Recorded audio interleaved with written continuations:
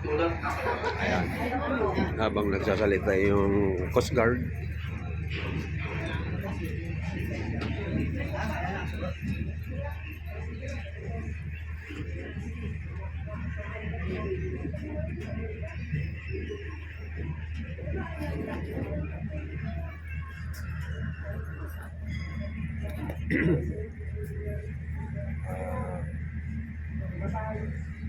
Galing kami ng Las Piñas, pupunta ko ng Biracatan, Luanes. Pupunta ko rito sa kapatid ko at sumabay itong aking apo para iwan ko na lang muna siya rito dahil hindi naman siya nag-aaral, para maiba naman ang kanyang paligid. Obserbahan ko kung how many months siya rito tatagal sa Biracatan, Luanes. Kung gusto niyan dito na mag-aral, sige, dito namin pag-aaralin siya. Inalis ko muna sa CE, Las Piñas, kasi si Las Piñas medyo masalimuot ang buhay niya doon, kaya dinala ko siya rito sa Biracatan, Luanes.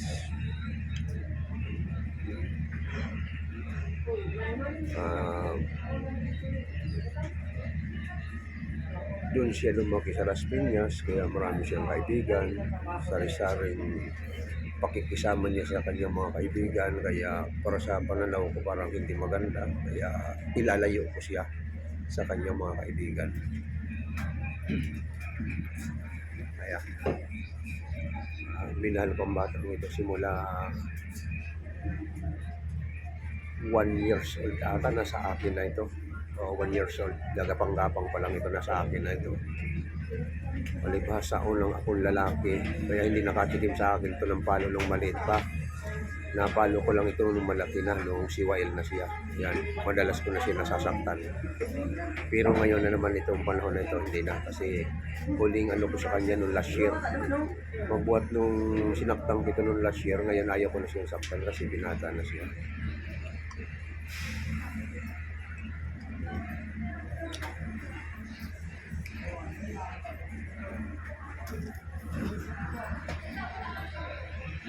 Ayan siya. 18 years old na siya noong February 15. Sabi ko sa kanya, subukan natin muna maghiwa-hiwalay, matutukan tumayo sa sarili mong paa. Total nasa ustong gulang na siya. Wala siya masasabi sa akin simula sa pagkabata hanggang dumating sa ustong gulang. Ang gusto ko lang matuto siyang tumayo sa sarili niyang paa. Ayan. Ilang beses ko na pinalis ng bahay ito, pero bumabalik sa akin, umiiyak.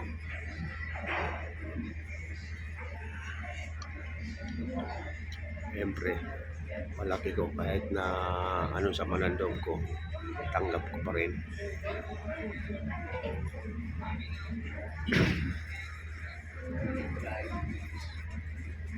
Ayan ang nag-i-screening sa gate, Coast Guard. May limit dito.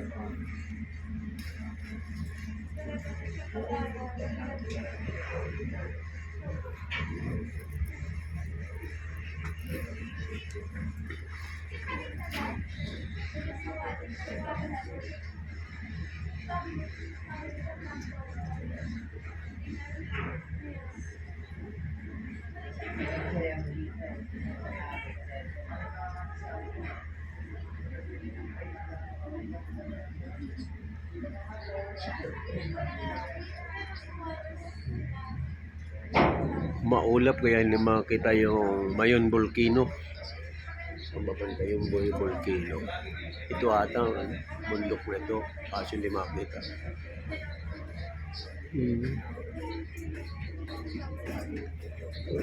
Hindi makita, maulap.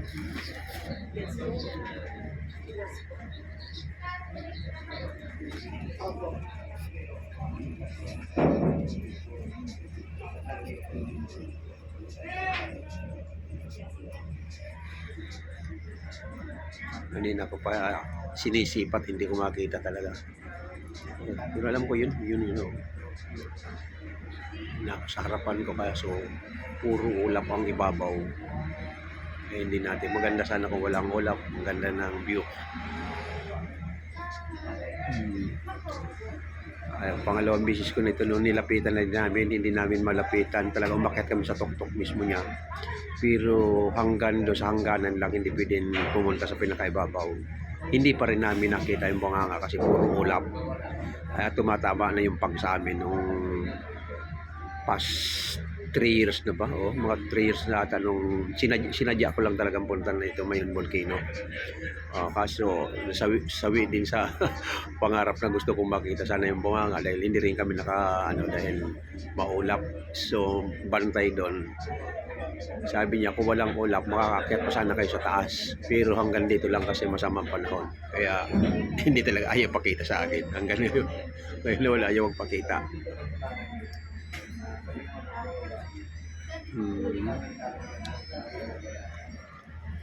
Maraming mga bangkang kahit maulap, kalman yan no, dagat. Parang akala may lang isang ibabaw ng dagat. Malinaw siya. Ewan ko lang, baka dito lang ito sa mga bandang gitna, hindi natin alam. Kasi ang alam ko dyan sa bandang hangganan na may ulap na yan, may hangin yan. Katulad sa bandang may hangin yan, kaya ang dagat yan medyo may alon, pero dito sa malinaw.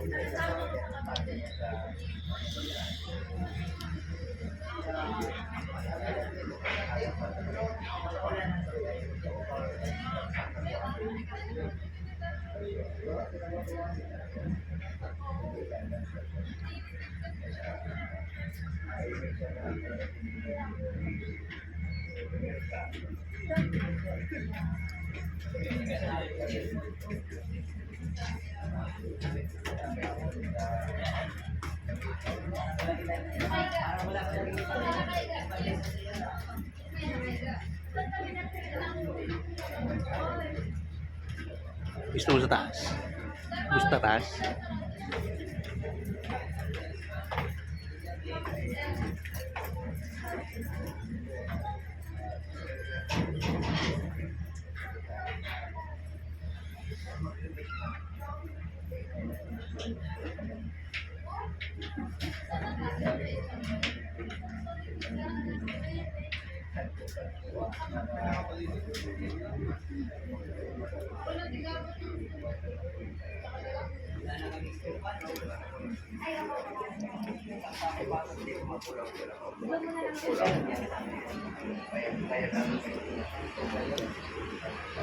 Morning kuya, pwede ba i-vlog kayo? I-vlog, pwede kayo? May vlog tayo mga kalaro ang YouTube natin. Ano po gagawin nila? Ang channel ko mga kalaro. Ano po gagawin nila? Hindi, kinukunan ko lang kasi first time namin, kinukunan ko lang. First time lang namin sumakay dito sa Roro, kaya akit din ako sa taas. Okay. Pumayag naman sila. Nagpaalam ako sa ating guard. Ayan. Ang pangalan natin ng YouTube ay Mga Kalaro. Opo.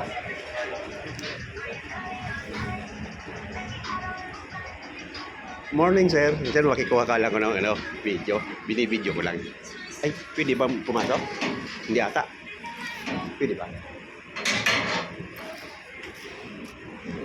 Ay, meron po naman pala dito.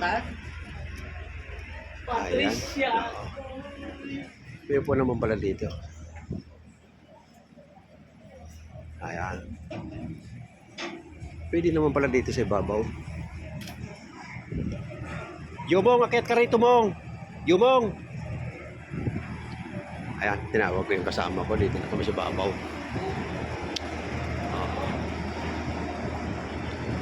Malinaw naman.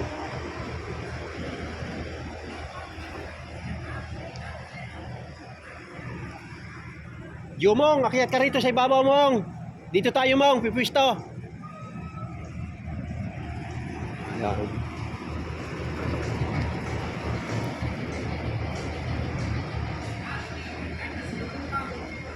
Hindi ko pa makita talaga yung Mayon Volcano. Nandito na ako sa pinakatuktok ng Roro. Ito.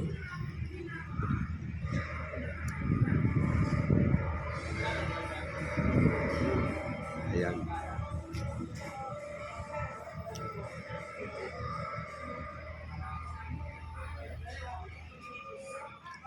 Sige, baba uli ako. Thank you, sir. Baba uli ako.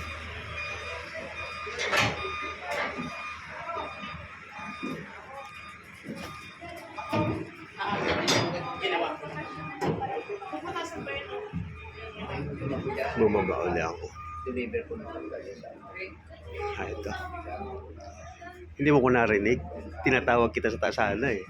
May Di bawal niya, kapayagan. bawal. May pasada doon? Marami? Baka ibang ano doon. Ito pa.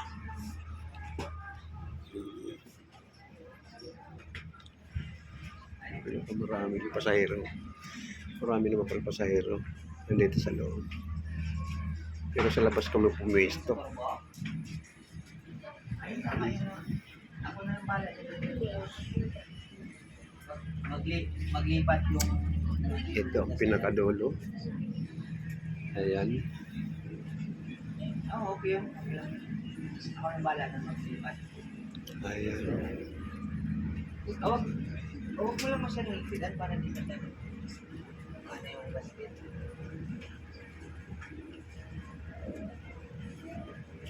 Ganito po ang sistema nito sa dulo ang mga sasakyan. No? Oo. Ayan. Ayan, ito yung pinakano namin. Ayan. Dalawang truck, ano, tapos yung mga bus nandun sa unahan. Ayan. Ikot natin.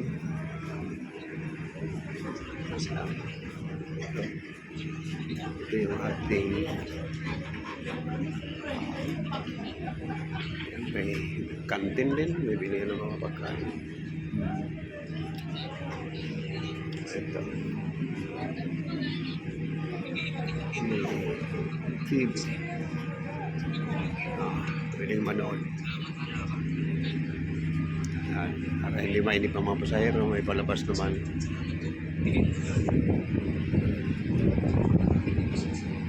Ito, kabilang ibayo. Ito yung pinakadulo ng pier. Ayan.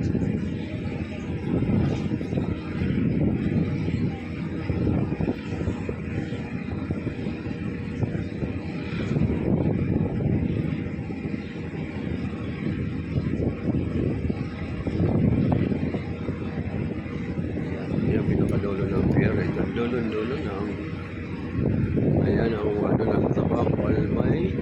Yan. Ayaw ko anong pangalan ng kabilang isla na yan. Yan na ba yung Patandones? Ano sa ano yan na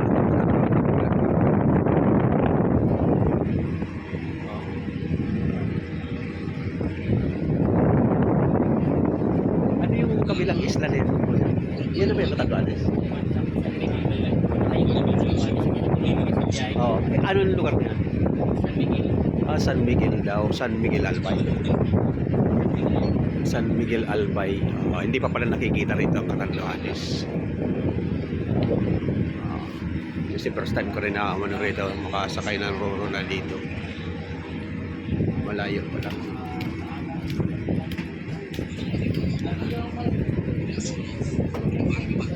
Nabalikod ako dun sa ano.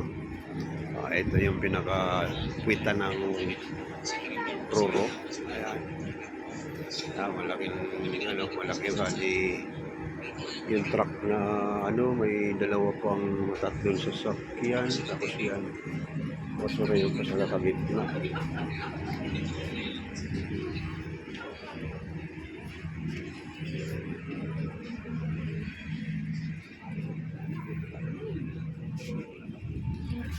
Ayan. Grabe. Wasawat yun, mas kapit bahay.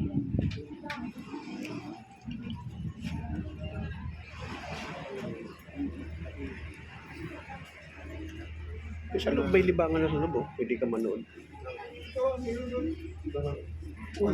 Upuan. Ayun, taas baba. Yung sa loob. Dito ka na. Hindi kayo dito. Tapos may kitchen na.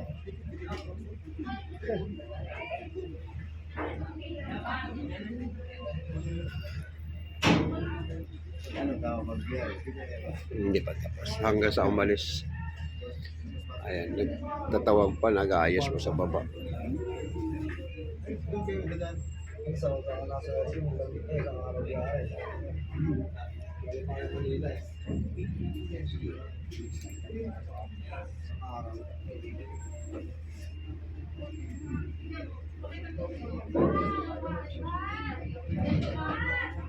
Ito pala siya nagtatrabaho, lo? Hmm? Dito siya nagtatrabaho. Ah, ano siya rin? Nandun yung barko niya sa puntahan sa. Siya? Yung barko niya nandun pa. Sa ano, pupuntahan natin. Ah, Puntahan niya. Para wala eh.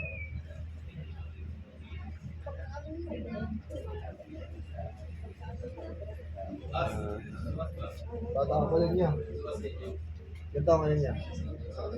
Kaya sa picture niya. Minor ka pa rin niya. sa Coast Guard. Balik Coast Guard ka, sir? Hindi. Wheeler sa makina. Sa oil na lang. Oh. Wala rin sa Saudi yan. Ay?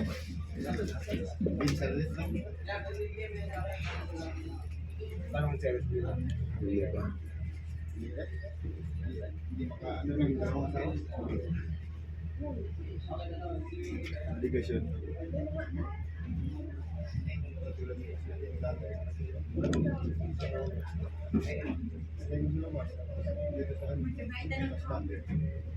Busy pa sila mag-asikasa ng kanilang Bigyan na ako mga pasahero.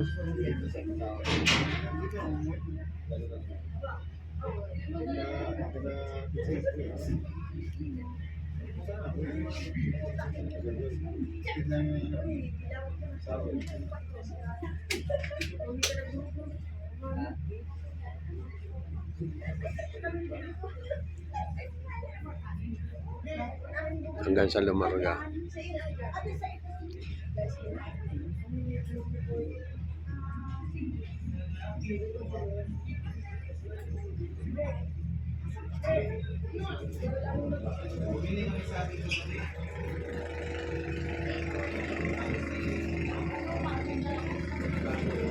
Ganyan lang ginagamit ng mga bimaka. Pero hindi ganyan forma ng bangka namin sa lugar namin, sa Bacoor. Hindi ganyan ang hitsura. May hitsura yung bangka namin. Magandang forma.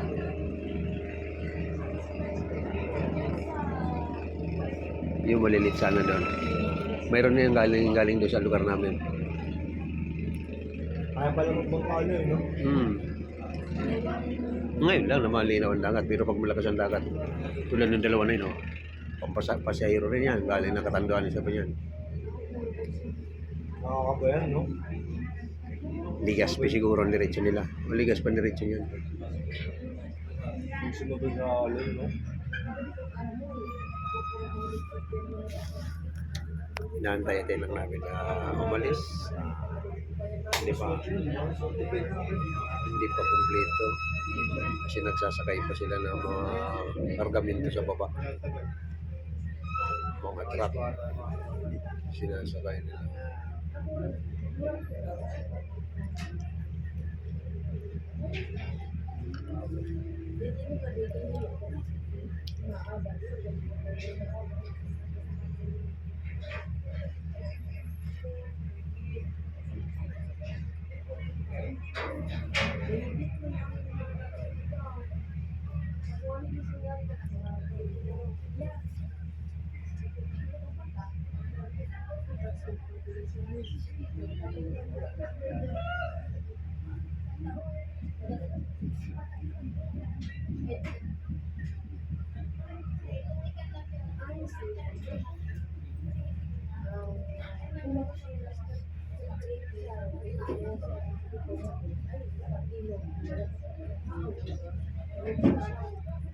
Ayan,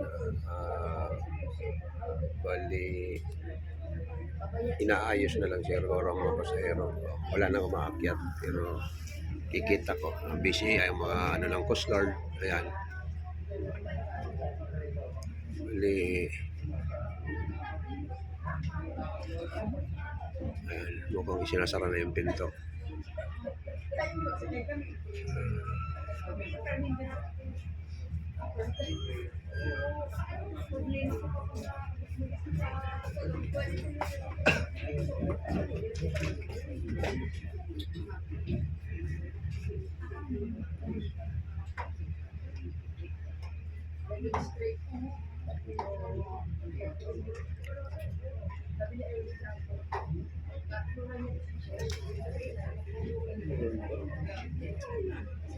Nung galing kami ng... Araw-araw din pala sinakyan namin nun ah. Pangalawang punta ko na pala ito rito nung matagal na, mga more than 10 years na, kaya pala hindi ko maalala. Unang sakay ko nga pala galing ng Berak. Unang sakay ko pala papunta rito Manila. Galing ako sa Karamuan, duman ako dito sa kapatid ko sa Catanduanes. Yun nga, sumakay pala ako, hindi ko maalala lang. Bali, hindi lang 10 years, parang hindi ko man tandaan kung 2007 ba o 2008? Ay, hindi lang. Bagong dating pala ako noon. Kaya nga pala hindi ko na maalala. Galing pala noon ako ng abroad na 1990 ako dumating. Maring wala pang 2000 nga pala ako nakapunta rito. Kaya medyo limot ko na rin. Pangalawang sakay ko na nga pala ito. Galing ng Berak. Kaya hindi ko lang matandaan. Pero ngayon na-realize, naalala ko na rin pala na yun nga, pangalawang sakay ko na ito.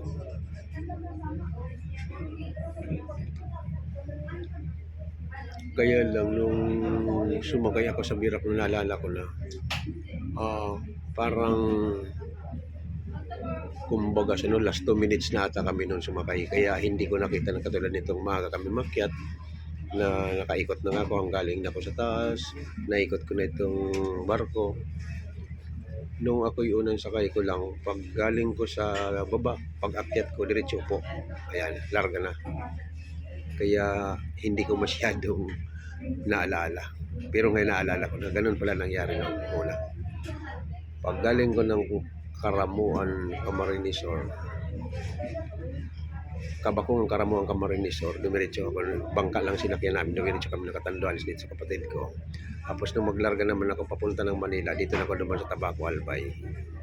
Ito nga, sinakyan ko doon na yun nga, sumakay ako, yung magpapalis nitong hindi na ako nakapag-ikot-ikot. Eh ngayon, maagang-maaga ko umakyat, kaya naikot ko siya.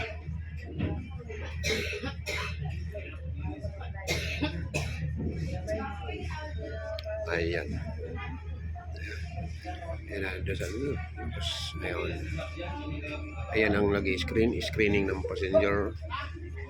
Yan, silang nagdi-demo kung ano dapat, katulad kanina doon sa unang vlog ko siguro nakuha ko yung pag-demo nila. Para itong pangalawang wala na ito.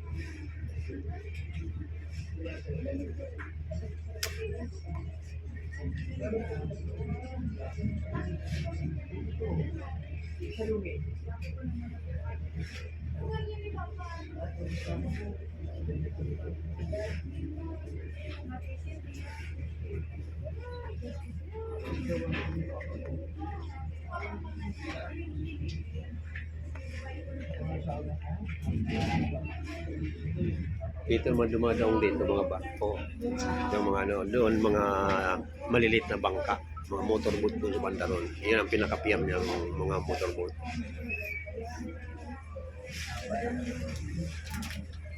Kasi matas ang rito, matas yung pinakaano ng daungan, kaya wala ka makita ang malilit na bangka rito.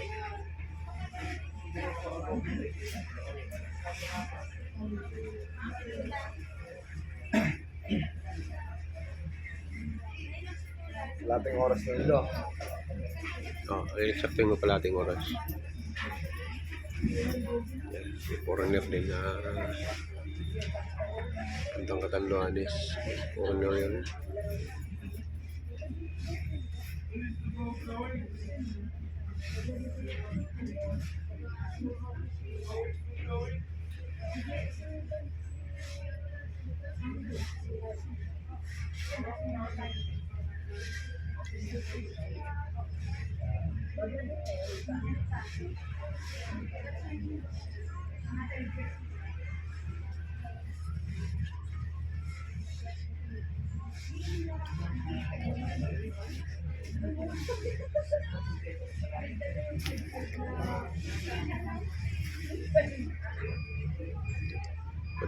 Matagal din pala ang preparasyon nila bago umalis. Okay.